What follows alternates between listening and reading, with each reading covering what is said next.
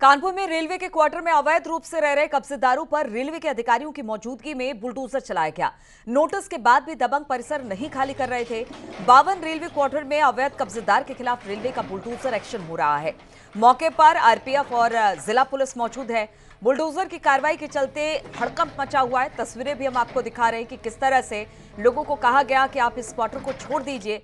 जब लोगों ने नहीं सुना, नोटिस भेजा गया, तो उसके बाद अब प्रशासन ने अपनी कार्रवाई शुरू की है। रेलवे की 10 करोड़ से ज्यादा की जमीन पर 1 दशक से अवैध कब्जेदार काबिज है। कलेक्टरगंज के कोपरगंज रेलवे कॉलोनी का यह मामला बताया जा रहा है, जहां पर इस वक्त आपको बुलडोजर चलता हुआ दिखाई दे रहा है। बातचीत करने के लिए अमित गंजू हमारे साथ जुड़े हैं। अमित, पहले से नोटिस भेज दिया गया था, लोग नई घर खाली कर रहे थे, इसके बाद ये एक्शन है प्रशासन की तरफ से? देखिए नीलू जी, मैं आपको बताना चाहूंगा, इस वक्त न्यूज 18 टीम ग्राउंड जीरो पर उसी स्पॉट पर खड़ी है, क्योंकि ये कलेक्टरगंज थाना क्षेत्र के अंतर्गत कोपरगंज की वो रेलवे कॉलोनी है जो अंग्रेजों के समय से बनाई गई थी। क्योंकि निश्चित तौर पर कहीं ना कहीं जिन कर्मचारियों के ट्रांसफर हुए थे, उसके बाद उन्होंने आगे उन लोगों को दे दिया, आगे वालों ने किसी और को दे दिया, उन्होंने किसी और को, ऐसी ये ट्रिपल चेन चलती चली गई। और 2014 में रेलवे ने पहला नोटिस दिया, फिर 19 में दिया, फिर 22 में दिया, और फिर 23 में जब नहीं माने तो आज यहाँ भी बुलडोजर की कार्रवाई देखने को मिल रही है। 52 ऐसे क्वार्टर्स हैं जिनको जमींदोज करने की शुरुआत हो चुकी है। ये 52 वो क्वार्टर्स हैं जिनकी कीमत 10 करोड़ से ज्यादा बताई जा रही है। इनमें वो लोग हैं जिनका रेलवे से कहीं दूर दूर तक लेना देना नहीं है। इनमें सिर्फ 2 वो कर्मचारी 52 फैमिलीज में हैं जो 2007 में रिटायर हो गया था, और एक कर्मचारी 99 सितंबर में रिटायर किया था। अभी तक उन्होंने न तो घर खाली किया और आगे उन चीजों को बेच दिया गया था। 8 से 10 हजार रुपए महीने के किराए पर ये पूरे क्वार्टर्स को उठाया गया था। रेलवे की फोर्स, आरपीएफ और सिविल पुलिस के साथ ये बुलडोजर कार्रवाई चल रही है। 3 बुलडोजर लगाए गए हैं। ऐसा माना जा रहा है कि 1 से 1.5 घंटे में से पूरी तरीके से जमींदोज कर दिया जाएगा। और हल्का फुल्का जहां कहीं विरोध भी देखने को मिला, मगर भारी पुलिस बल और आरपीएफ की मौजूदगी में किसी ने के भी सुर नहीं निकले, और एक एक करके धीरे धीरे वो स्वयं स्वेच्छा से पलायन कर रहे हैं। हालांकि अगर रेलवे के अधिकारी के माना जाए तो अभी 3 ऐसी जगहें और चिन्हित की गई हैं जिन पे भी बुलडोजर चलना बिल्कुल। तो काफी लंबे समय से यहाँ पर अवैध कब्जा कर रखा था, लेकिन अब प्रशासन का बुलडोजर चल रहा है और यहाँ से लगातार मकान को तोड़ा जा रहा है, अवैध कब्जे को हटाया जा रहा है। बहुत बहुत शुक्रिया आपका मुझे हमारे साथ जुड़े। प्रयागराज में बस कंडक्टर पर हमले के आरोपी को पुलिस ने मुठभेड़ के बाद गिरफ्तार कर लिया। दरअसल आरोपी की निशानदेही पर चापड़ बरामद करने के लिए पुलिस उसे लेकर चांडी गांव पहुंची, जहां पर उसने पुलिस टीम पर ही हमला कर दिया। पुलिस की जवाबी कार्रवाई में उसके पैर में गोली लगी। आरोपी लारेब हाशमी इंजीनियरिंग का छात्र है, बीटेक कर रहा है। उसने बस के कंडक्टर पर चापड़ से जानलेवा हमला कर दिया और हाथ में चापड़ लहराते हुए भाग निकला। इस दौरान उसने एक वीडियो भी बनाया जिसमें वो धार्मिक नारे लगाता हुआ दिखाई दे रहा है। पुलिस की एक टीम लारेब हाशमी के घर हसवा हाजीपुर सोराव भी भेजी गई।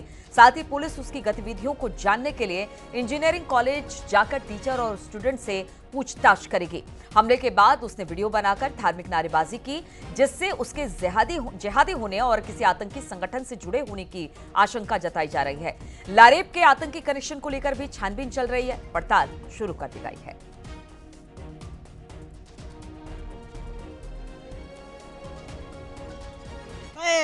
लब्बैक या रसूल अल्लाह सल्लल्लाहु अलैहि वसल्लम। मैं मुसलमानों, अपनी जान माली से तो आबरू हुजूर के लिए कुर्बान कर दो।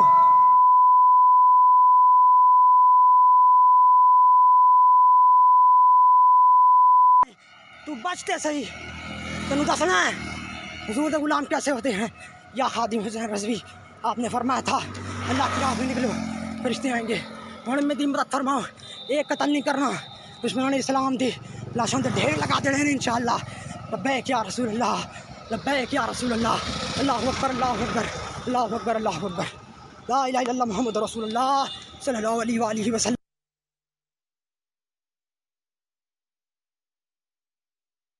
थाना औद्योगिक क्षेत्र में ये इन्फॉर्मेशन मिली कि शांतिपुरम से रेमन रोड जाने वाली सिटी बस में टिकट के पैसे को लेकर विवाद हो गया, जिसमें लारेब हुसैन सन ऑफ मोहम्मद यूनुस उम्र करीब 20 साल ने बस कंडक्टर को चापड़ से मारकर घायल कर दिया।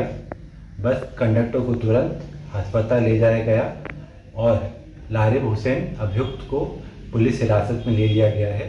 आगे की विधिक कार्रवाई करी जा रही है। कौशाम्बी में रेप पीड़िता के हत्यारों से पुलिस की फिर मुठभेड़ हो गई। पुलिस और हत्या के आरोपियों के बीच कछार में मुठभेड़ हुई। हथियार के साथ आरोपी पुलिस टीम पर फायरिंग कर रहे थे। पुलिस की आत्मरक्षा में उन्होंने अपनी तरफ से जवाबी कार्रवाई की, फायरिंग की। 6 थानों के पुलिस फोर्स के साथ एएसपी मौके पर मौजूद रहे। गुरुवार को एनकाउंटर में मुख्य आरोपी गिरफ्तार कर लिया गया है। घटना में शामिल 3 आरोपी इस वक्त फरार चल रहे हैं, जिसकी तलाश में पुलिस अब भी जुटी हुई है। रेप पीड़िता की कुल्हाड़ी से काटकर हत्या कर दी गई थी। मुकदमे में सुलह नहीं करने पर इसे मौत के घाट उतारा गया था।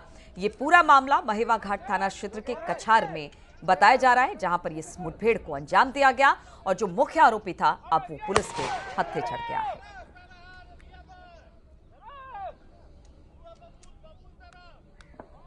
देखिए, 20 नवंबर 2023 को थाना महेवा घाट क्षेत्र में हुई एक युवती की हत्या के संदर्भ में वांछित एक आरोपी पवन की आज सुबह यमुना के कछार में छिपे होने की सूचना प्राप्त हुई थी, जिस पर एसओजी टीम एवं थाना महेवा घाट की टीम द्वारा पुलिस दी गई।